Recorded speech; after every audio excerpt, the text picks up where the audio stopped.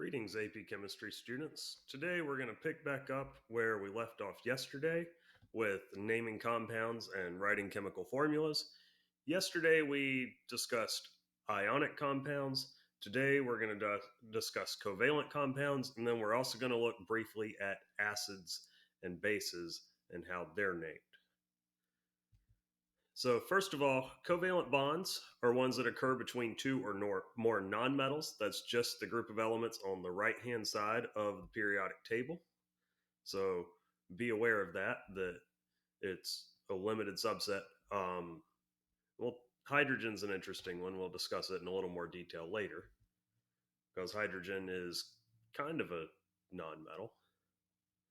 And it's formed from sharing valence electrons, the electrons in the outermost energy level. Covalent literally means co means together, valent means valence or outermost electrons. And when this happens, you form what's called a molecule. So the term molecule is only appropriately applied to covalent compounds. Now, there are a series of prefixes that you should be familiar with. We have mono, di, tri, tetra, penta, hexa, hepta, octa, nona, and deca. So just be aware that those are some prefixes you should know. When it comes to naming a covalent compound, you write the name of the first element, you add a prefix. You write the name of the second element, you add a prefix, and you change the ending to IDE. So it's really simple. So for instance, if I were asking you to name the compound that is N2O4, you would call that dinitrogen.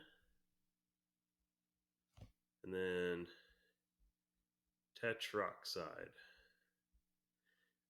It's kind of a weird thing when it comes to oxides. You don't call it tetraoxide. The AO combination is not used very often.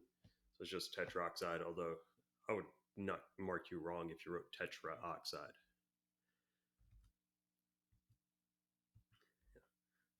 And an exception to this is you can never start the name of a covalent compound with mono, and it's optional for the second one. So, for instance, CO, you can call that carbon monoxide. Again, with oxygen, it's weird starting with an O. We don't call it monooxide. But you would not call it monocarbon monoxide. That would be wrong.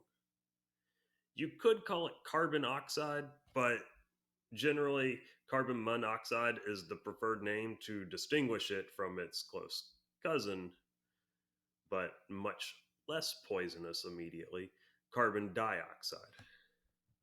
So we've got carbon dioxide, we've got carbon monoxide. You don't want to confuse the two.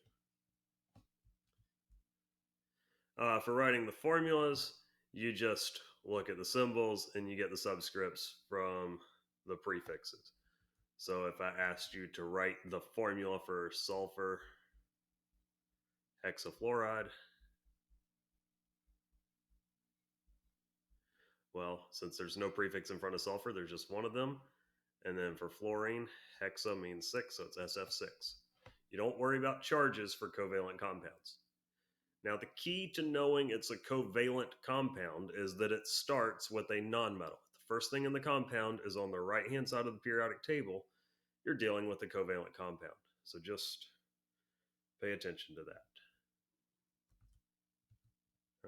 that. You should also be aware there are some diatomic elements: hydrogen, and then nitrogen, oxygen, fluorine, chlorine, bromine, and iodine. They always occur as diatomic molecules and not individual atoms. So if you see them by themselves, it's H2, N2, O2, F2, Cl2, Br2, and I2. You never find just a single oxygen atom by itself here on planet Earth. These are what I like to call the deadly seven, because there's 7 of them. Starting with nitrogen on the periodic table, which is element number 7. It kind of makes the number 7 on the periodic table. You just have to also remember that hydrogen is also part of this group. The last thing we got to look at today is acids. Acids start with hydrogen.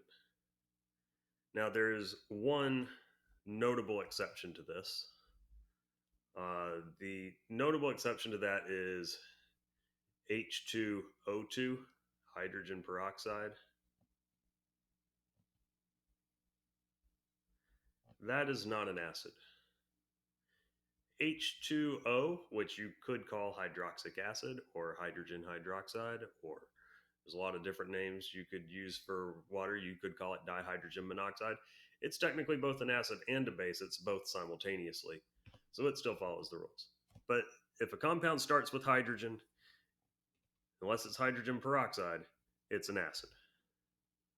Now, there are what's called binary acids, which are just an element and hydrogen attached together. So, like hydrogen and chlorine is called hydro, and then we would call this hydrochloric acid. Um, if it was HBr, it'd be hydrobromic acid.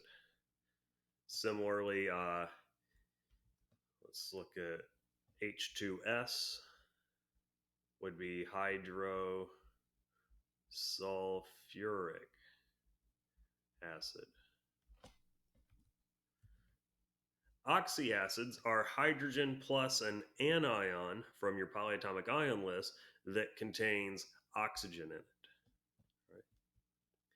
If the polyatomic ion ends in ATE, you change the ending to IC and you add the word acid.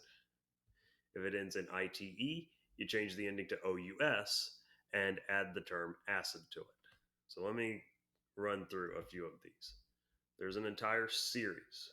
We have ClO minus, ClO2 minus, ClO3 minus, and ClO4 minus.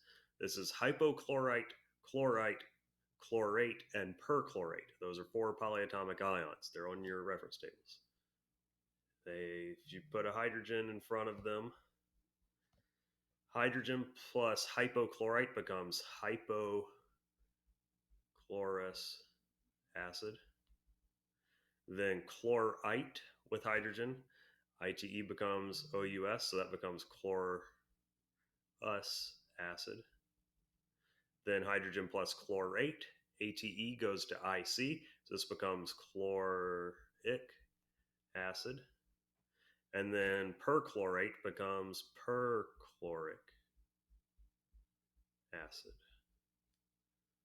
So that's how those are named. Also, don't forget HCl, which is a binary acid, that becomes hydrochloric acid. That would also give us some other ones that we could look at. Let me get rid of that. We can look at, for instance, H2SO3 versus H2SO4, and then HNO2 versus HNO3. SO3 is the polyatomic ion sulfite, so this would become sulf, and instead of calling it sulfus, it becomes sulfurous acid. H2SO4 becomes sulfuric acid. HNO2, that's hydrogen plus nitrite, becomes nitrous acid. And then HNO3, that's hydrogen plus nitrate, becomes nitric acid. Right? So that's how acids are named.